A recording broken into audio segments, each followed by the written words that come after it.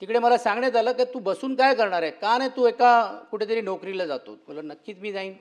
आणि सभापतीमध्ये काही पावलाच्या अंतरावरती असलेली खटाव मिलमध्ये सभापतीमध्ये मला तिकडे एक युनियनच्या माणसांनी चिठ्ठी दिली आणि सांगितलं की जा तिकडे जाऊन ती नोकरी बघ.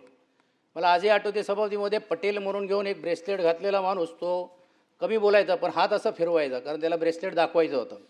बरं शेठ तुमच्यासारखं नाही. ही वस्तुस्थिती सभापतीमध्ये की ती पटेल म्हणून घेऊन आलेत. मी चिठ्ठी दिली, मला वाटलं इंटरव्ह्यू घेतील. अरे कुछ नाही, कल से काम पे आ जाना. मला आनंद झाला सभापतीमध्ये. उद्यापासून मी कामाला लागलो, नोकरी मिळाली. इंजिनिअरिंगचा अर्धा डिप्लोमा केला तरी देखील इंजिनिअरिंग क्षेत्रामध्ये मिळाली. दुसऱ्या दिवशी सभापतीमध्ये मी तिकडे गेलो, इंजिनिअरिंग डिपार्टमेंटमध्ये मला घेऊन जाण्याचं काम केलं.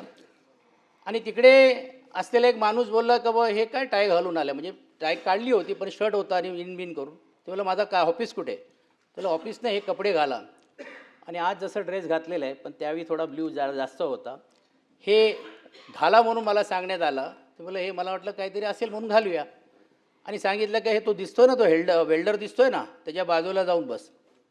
आणि सभापती महोदय त्याच्या बाजूला जाऊन बसलो. तो बोला हे काय करतोय, शिकाऊ आहेत का?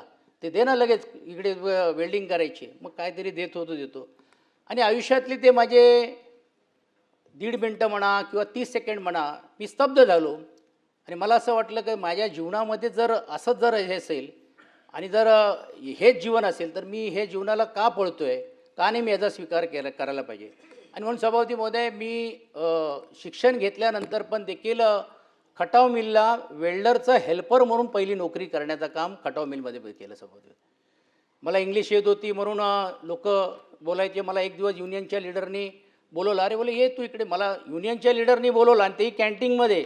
एकतर काहीतरी आपला लफडा झालेला, नाही तर आपल्याला काहीतरी सुचवणार आहेत, काहीतरी झालं असेल. तर त्यांनी बोलवलं आणि सांगितलं की इकडे या.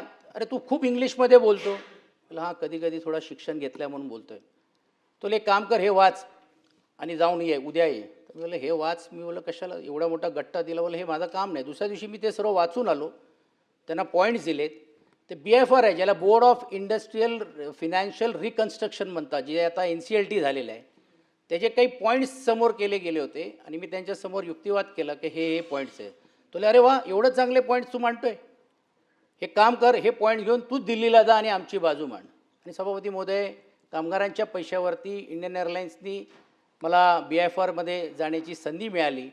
कामगारांची बाजू तिकडे मांडली आणि योगायोगाने ती बाजू कामगारांच्या बाजूने लागली.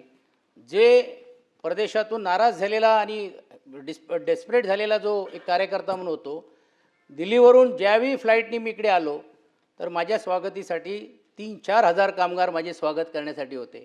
आणि त्यांनी मला जो उचलला, तर सभापती महोदय त्यांच्या सर्वांच्या आशीर्वादाने मी आज इथपर्यंत आहे. ह्याची जाणीव ठेवणारा सभापती महोदय मी कार्यकर्ता.